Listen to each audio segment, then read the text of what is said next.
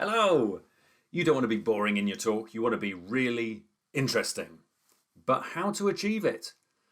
I've seen a lot of talks where the speaker was simply not interesting, and I've had online meetings and phone calls and been to networking events and talked to people who weren't interesting, and it wasn't their fault.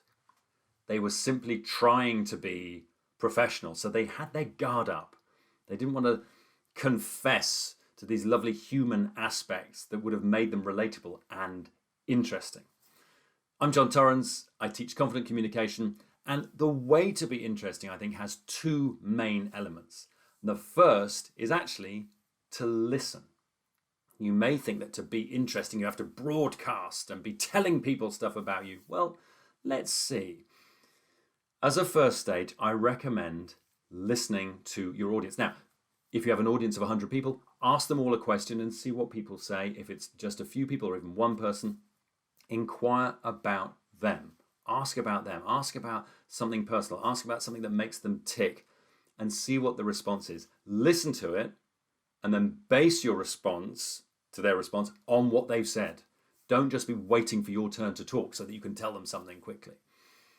Listen to what they've said. Engage with it. Think about it. Take a moment. Pause. And then continue the interaction. That is interesting. That's what people like. People who are interested in them. The second stage, the second element is to simply be authentic. It's to let your guard down. It's to mention your obsession with a particular type of cooking or genre of movie or type of art or something that you love.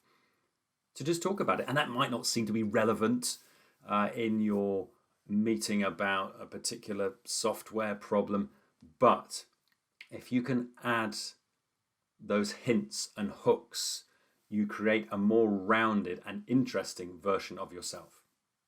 So be interested, listen to your audience, base the interaction on what they say, and accept yourself.